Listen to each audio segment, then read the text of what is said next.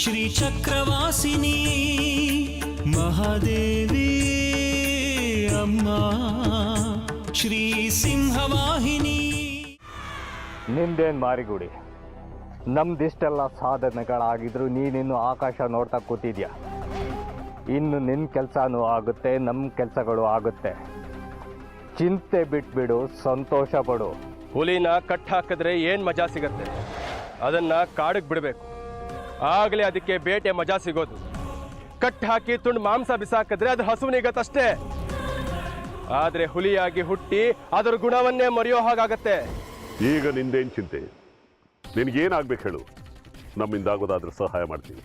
ಇವನ್ಗೆ ಇನ್ನೇನು ಚಿಂತೆ, ಯಾವುದಾದ್ರೂ ಹಸಿ ಹೆಣ್ಣು ಬೇಕು ಅಲ್ವಾ ಮಾರಿಗುಡಿ? ಅದನ್ನ ಸಾಧಿಸ್ಬೇಕು ಅಂದ್ರೆ ನಾನು ಈ ಪ್ರಾಂತ್ಯಕ್ಕೆ ವರ್ಗ ಮಾಡಿಸ್ಕೋಬೇಕು, ಈ ನಿಮ್ಮ ಚಕ್ರಾಪುರಿಯಲ್ಲಿ ಅಧಿಕಾರ ವಹಿಸ್ಕೋಬೇಕು. ಆಗ ನನ್ನ ಆಟ ಶುರು ಮಾಡಬೇಕು, ಬೇಟೆ ಆಡಬೇಕು, ಸಿಕ್ಕಿದ್ದನ್ನೆಲ್ಲ ಬೇಟೆ ಆಡಬೇಕು, ಸಿಕ್ಕಿದ್ದನ್ನೆಲ್ಲ ಬಗ್ದು ಹಾಕಬೇಕು. ಆಗಲೇ ನನಗೆ ಸಂಭ್ರಮ, ಅದೇ ನನಗೆ ಹಬ್ಬ, ಅದೇ ನನಗೆ ಸಡಗರ. ಅಲ್ಲಿವರೆಗೂ ನನಗೆ ಸಂತೋಷ ಇಲ್ಲ, ಸುಖ ಇಲ್ಲ. ಇದನ್ನ ನಿಮ್ಮ ಕೈಲಿ ಮಾಡೋಕ್ಕಾಗತ್ತಾ? ಅದೇನೋ ಅವಾಗ್ಲಿಂದ ಅಮ್ಮ ತಾಯಿ ಅಂತ ಬಡ್ಕೋತಿದ್ದೀರಲ್ಲ, ಈ ನಿಮ್ಮ ಚಕ್ರಾಪುರಿಗೆ ನನಗೆ ವರ್ಗ ಮಾಡ್ಸಕ್ಕಾಗತ್ತಾ? ಮಾಟ ಮಂತ್ರ ಕಂಕಣ ಮಣ್ಣು ಮಸಿ ಅಂತಿದ್ದೀರಲ್ಲ, ಏನಾದರೂ ಮಾಡಿ ನಾನು ಈ ಚಕ್ರಾಪುರಿಯಲ್ಲಿ ಅಧಿಕಾರ ವಹಿಸ್ಕೋಬೇಕು. ಏ ವಿರೂಪಾಕ್ಷ, ಏ ಕಡಕಿ, ಮಾಡಿ, ಅದೇನು ಮಾಡ್ತಿರೋ ಮಾಡಿ. ಯಾಕೆ ಸುಮ್ಮನಾಗ್ಬಿಟ್ರಿ? ವಾಸ್ತವದಲ್ಲಿ ಬದುಕಬೇಕು, ಅದೇನೋ ಜನ್ಮ ಅಂತೆ, ಚಕ್ರ ಅಂತೆ. ಇವಾಗ ಸಿಗೋ ಸಂತೋಷನ ಬಿಟ್ಟು ಮುಂದೆ ರಾಜನಾಗ್ತೀನಿ ಅಂದ್ರೆ ಕನಸು ಕನಸಾಗೆ ಉಳಿಯತ್ತೆ. ಹೋಗಿ ನಿಮ್ಮ ಕೆಲಸ ನೀವು ಮಾಡಿ, ನನಗೇನು ಬೇಕೋ ನಾನು ಹುಡುಕೊಂತೀನಿ. ನಾವು ಆಚರಿಸ್ಬೇಕಾಗಿದ್ದು ಖುಷಿನ, ಸಂತೋಷನ. ಈ ಮಾರಿಗುಡಿ ಹೇಗಾದ್ರೂ ಸಾಯಲಿ, ನಾವು ಸಾಧಿಸಿದ್ದಕ್ಕೆ ಸಂಭ್ರಮ ಪಡಬೇಕು. ಅದಕ್ಕೆ ಸೂತ್ಕಾಯ ಹಾಕೆ.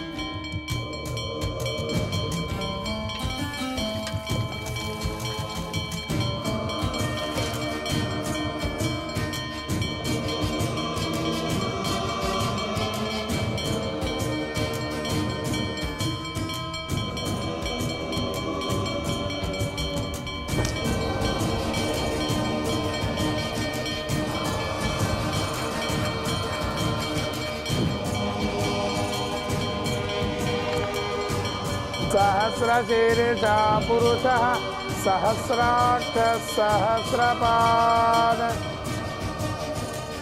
ಯಾಕೋ ಇವತ್ತು ಅಭಿಷೇಕ, ಅಮ್ಮನವ್ರ ಪೂಜೆ, ಯಾವುದ್ರಲ್ಲೂ ಯಾಕೋ ಉತ್ಸಾಹ ಇಲ್ಲ. ಏನೇ ತೊಂದರೆ ಇರಲಿ, ಎಂಥ ಕಷ್ಟನೇ ಬರಲಿ, ಯಾವತ್ತೂ ನಾನು ಪೂಜೆಯಲ್ಲಿ ಆಸಕ್ತಿನ ಕಳ್ಕೊಂಡೇ ಇರಲಿಲ್ಲ. ಅಮ್ಮನವ್ರ ಪೂಜೆನ ಅಷ್ಟು ಆನಂದದಿಂದ ಮಾಡ್ತಾ ಇದ್ದೆ. ಇನ್ನೇನು ಉತ್ಸವ ಕಾಲ ಶುರುವಾಗಿದೆ, ಅಂಥದ್ರಲ್ಲಿ ಈಗ ನಿರಾಸಕ್ತಿ ಆಗ್ತಾ ಇದೆಯಲ್ಲ, ಏನು ಅಂತಾನೆ ತಿಳಿತಿಲ್ಲ. ಅಮ್ಮ ತಾಯಿ, ದಯವಿಟ್ಟು ಕ್ಷಮಿಸಮ್ಮ. ಯಾವತ್ತೂ ನೀನೇ ನನಗೆ ಚೈತನ್ಯವಾಗಿದ್ದೆ. ಇವತ್ತು ಇದೇನಾಗ್ತಿದೆ ಅಂತ ತಿಳಿತಿಲ್ಲ. ಯಾಕಮ್ಮ ತಾಯಿ ಹೀಗೆ? ಜನ ಇಲ್ಲ, ಜಾತ್ರೆ ಸಂಭ್ರಮ ಇಲ್ಲ, ಎಲ್ಲೂ ಕಡೆನೇ ಕಾಣ್ತಾ ಇಲ್ಲ. ಪಾಳು ಬಿದ್ದ ಗುಡಿ ಆಗ್ತಾ ಇದೆಯಲ್ಲ.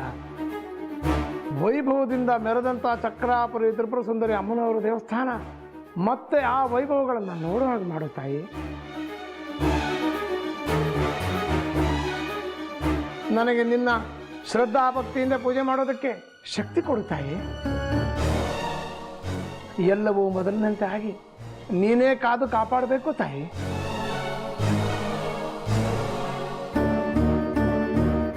ನಾನು ಹೊರಗಡೆ ಹೋಗಿ ಹೋಮ ಮುಗಿತಾ ಪ್ರಸಾದ ತಯಾರಾಗಿದೆ ಅಂತ ನೋಡ್ಕೊಂಡು ಬರ್ತೀನಿ. ಮುಂದಿನ ಅಭಿಷೇಕ ಅಲಂಕಾರ ಎಲ್ಲ ನೀನು ನೋಡ್ಕೊ. ತೋ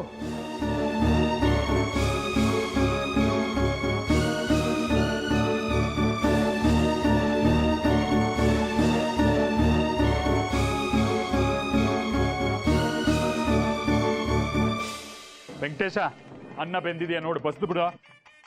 ರಂಗ, ಇನ್ನಾಲ ಕೊಬ್ಬರಿ ತುರಿಯಕ್ಕೆ ಎಷ್ಟೊತ್ತು ಮಾಡ್ತೀಯ? ಶೇಖ್ರಿ, ಇವತ್ತೇನು ಹೆಚ್ಚಿಗೆ ಪ್ರಸಾದ ಮಾಡಬೇಡ ಕಣ. ಜನನೇ ಇಲ್ಲ. ಹೆಚ್ಚಿಗೆ ಪ್ರಸಾದ ಮಾಡಿದ್ರೆ ಸುಮ್ಮನೆ ದಂಡ ಆಗುತ್ತೆ. ನೀನೇ ಹೇಳಿದ್ದು 60 ಜನಕ್ಕೋ 100 ಜನಕ್ಕೋ ಜಾಸ್ತಿ ಮಾಡು ಅಂತ. 6 ಸೇರು ಅಕ್ಕಿ ಜಾಸ್ತಿ ಬಸ್ತಿದ್ದೀನಿ, ಏನು ಮಾಡಲಿ ಇವಾಗ? ಬುದ್ಧಿ ಬೇಡವಾ ಶೇಖ್ರಿ ನಿನಗೆ?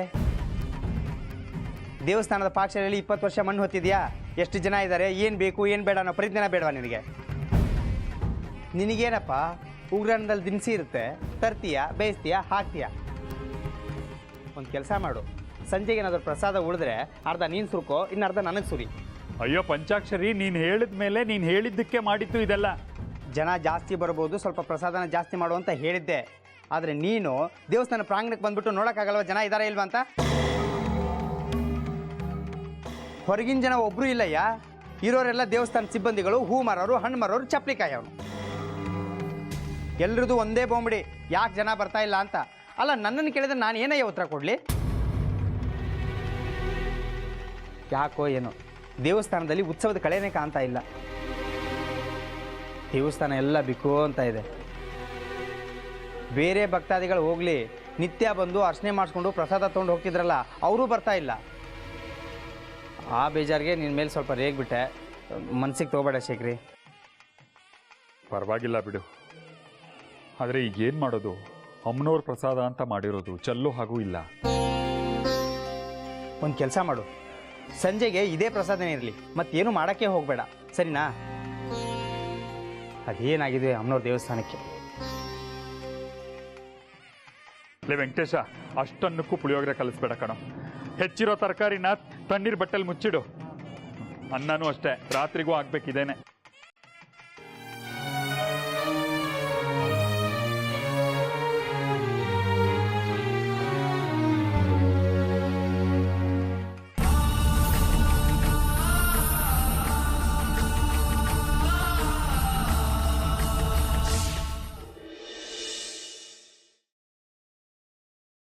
ಇದ್ರ ಮನೆ ಹಾಳಾಗ ಹೋಗದೆ ಇದ್ರು ಆಗ್ತಿತ್ತು.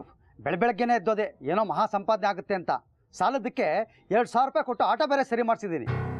ಒಬ್ಬ ನರಪಿಳ್ಳೆನೂ ಇಲ್ವೇ ಚಕ್ರಾಪುರಿ ಉತ್ಸವದ ಪ್ರಾರಂಭಕ್ಕೆ? 1 ರೂಪಾಯಿ ಇಲ್ವಲ್ಲ ಸಂಪಾದನೆ. ಊರು ತುಂಬ ಕೆಟ್ಟ ನನ್ನ ಮಕ್ಕಳೇ ತುಂಬಿಕೊಂಡಿದ್ದಾರೆ, ಬರೀ ಕಾಂಜಿ ಪಿಂಜಿ ಖಾಲಿ ಪೋಲಿಗಳೇ. ಅದಕ್ಕೆ ಅಮ್ಮನವ್ರ ಸತ್ಯ ಕಡಿಮೆ ಆಗ್ತಾ ಇದೆ. ಏನ್ರಿ ಇದು? ನೀವ ಈ ಮಾತು ಹೇಳ್ತಿರೋದು? ಹಗಲು ರಾತ್ರಿ ಅಂದೆ ಕುಡ್ಕೊಂಡು ತೂರಾಡ್ಕೊಂಡು ಓಡಾಡ್ತಾ ಇದ್ದಿದ್ದು ನೀವು. ಸಿಕ್ಕ ಚಿಲ್ಲರೆ ಅಂಗಡಿ ಎದುರುಗಡೆ ನಿಂತ್ಕೊಂಡು ಬೀಡಿ ಸೇದ್ಕೊಂಡು ಅಲ್ಲಿ ಬಂದವ್ರ ಹತ್ರ ಎಲ್ಲ ಕ್ಯಾತೆ ತೆಗಿತಾ ಇದ್ದಿದ್ದು ನೀವು. ಎಲ್ಲರ ಹತ್ರ ಕೆಟ್ಟ ಮಾತಲ್ಲಿ ಬೈಸ್ಕೊಂಡು ಜಗಳ ಮಾಡ್ಕೊಂಡು ಪೋಲಿ ತಿರುಗ್ತಾ ಇದ್ದಿದ್ದು ನೀವು. ಈಗ ನೀವು ಇಂಥ ಮಾತುಗಳನ್ನ ಆಡ್ತಾ ಇದ್ದೀರಾ? ಏನು ಮಾತು ಅಂತ ಆಡ್ತೀಯ ಸುನೀತಾ? ನಾನೀಗ ಇದನ್ನಾಗ್ಲಿ ಮಾಡ್ತಾ ಇಲ್ಲ. ಮಾಡೋದಿರ್ಲಿ, ಆ ಪದಗಳು ನನ್ನ ಬಾಯಿಂದ ಬರೋದೇ ಇಲ್ಲ. ಯಾಕೆ ಹೇಳು? ಏನೋ ಆ ಮಹಾತಾಯಿ ಒಳ್ಳೆ ಬುದ್ಧಿ ಕೊಟ್ಟಿರ್ಬೇಕು. ಉತ್ಸವ ಸಮಯದಲ್ಲಿ ಅವಳು ಎಲ್ಲರಿಗೂ ಒಳ್ಳೆ ಬುದ್ಧಿನೇ ಕೊಡೋದು. ಅದಕ್ಕಿಂತ ಹೆಚ್ಚಾಗಿ ಮಗು ಬರ್ತಾ ಇದೆ ಈಗ. ಅದಕ್ಕೆ ನಾನು ಪೂರ್ತಿ ಶಿಸ್ತು.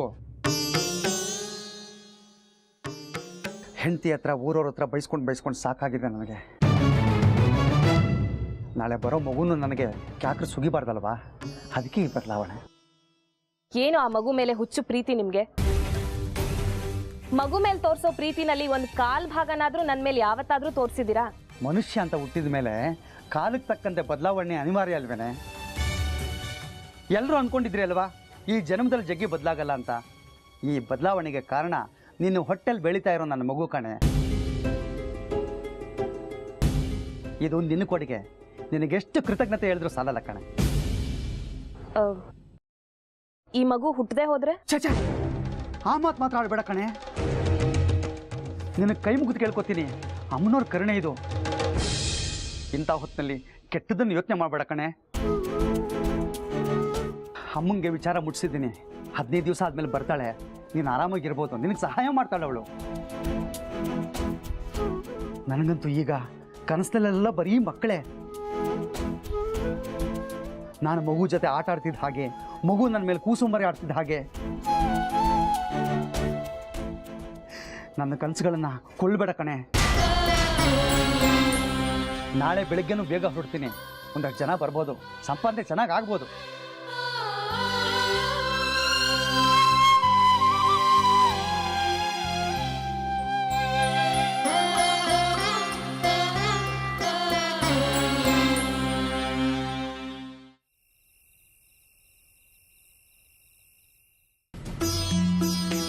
ಈ ಮಂಡಿ ನೋವಿಂದ ಒಂದು ಲೋಟ ಕಾಫಿ ಮಾಡ್ಕೊಳ್ಳೋದು ಒಂದು ಸಾಹಸ.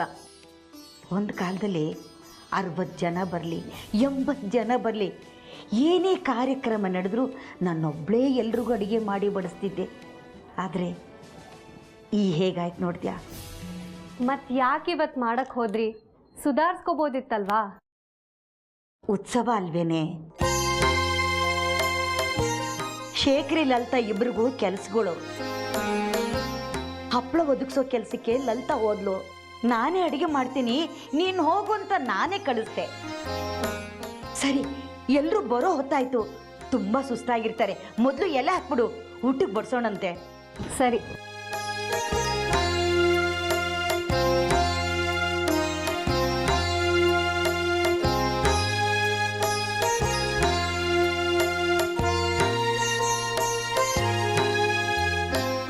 ಹುಳಿ ತಗೊಂಬರ್ತೀನಿ. ನಾನೇ ತರ್ತೀನಿ. ಇರೇ, ನಾನೇ ತಗೊಂಬರ್ತೀನಿ.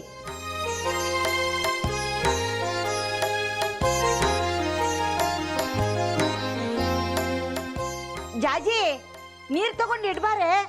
ಬಂದೆ.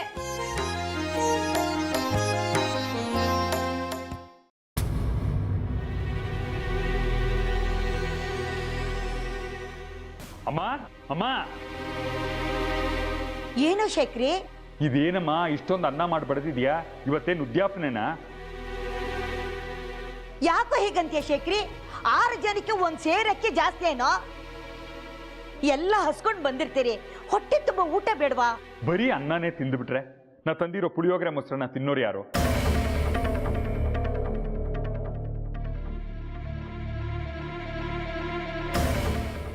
ಇದನ್ನ ತಿಂದು ಖಾಲಿ ಮಾಡಿದ್ರೇನೆ ಸಾಕಾಗಿದೆ. ಅಲ್ಲಿ ಉಳಿತು ಅಂತ ಇಲ್ಲಿ ತಂದ್ರೆ ಇಲ್ಲೂ ಇದೇ ಕತೆ. ಒಬ್ರಿಗೂ ಒಂದು ಅಳತೆ ಇಲ್ಲ, ಲೆಕ್ಕಾಚಾರ ಗೊತ್ತಾಗಲ್ಲ. ಉತ್ಸವ ಶುರುವಾಗಿದೆ ಅಂತ ಗೊತ್ತಿಲ್ವೇನಮ್ಮ? ಅಲ್ಲ ಕಣೋ ಶೇಖರಿ, ಯಾವತ್ತೂ ಒಂದು ದೊನ್ನೆ ಪ್ರಸಾದನ ದೇವಸ್ಥಾನದಿಂದ ತಂದೋನಲ್ಲ ನೀನು. ನನಗೆ ಹ್ಯಾಗೆ ಗೊತ್ತಾಗ್ಬೇಕು ನೀನಿವತ್ತು ತಪ್ಪಲೆಗಟ್ಲೆ ಪ್ರಸಾದ ತರ್ತೀಯ ಅಂತ?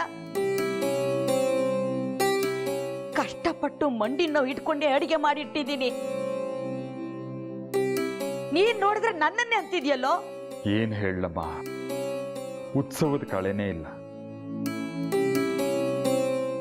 ಬೆಳಿಗ್ಗೆ ಅಷ್ಟು ಧಾವಂತದಲ್ಲಿ ಹೋದ್ನ ಜನವೇ ಇಲ್ಲ.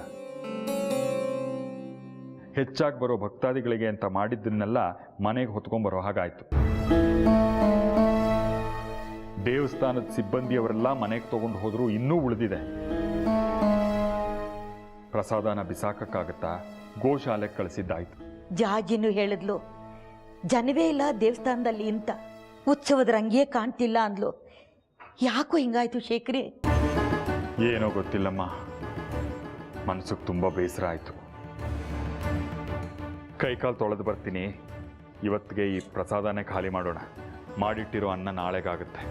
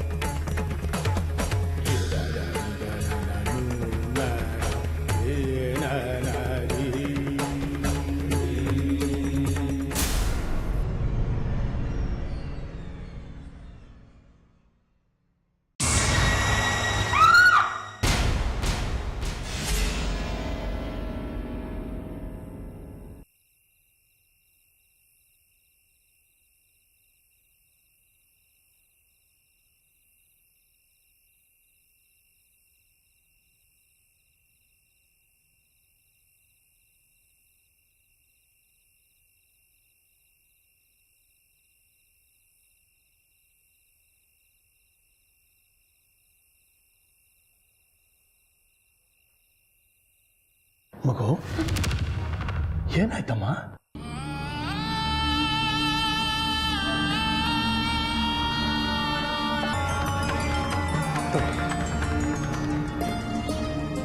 ಮೆತ್ತಿಗೆ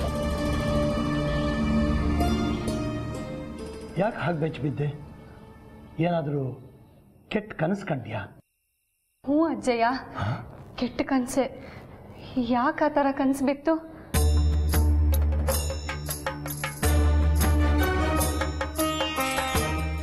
ಒಂಥರ ಕೊಳಕಾಗಿರೋ ಜಾಗ, ಬರೀ ಕೆಲ್ಸಕ್ಕೆ ಬಾರ್ದಿರೋ ವಸ್ತುಗಳೇ ಬಿದ್ದಿತ್ತು, ಕಸ ಕಡ್ಡಿ. ಅಂಥ ಜಾಗದಲ್ಲಿ ಅಮ್ಮನವ್ರ ಮೂರ್ತಿ ಒಂಥರ ಮುರ್ಕೊಂಡು ಬಿದ್ದಿತ್ತು ಅಜ್ಜಯ್ಯ.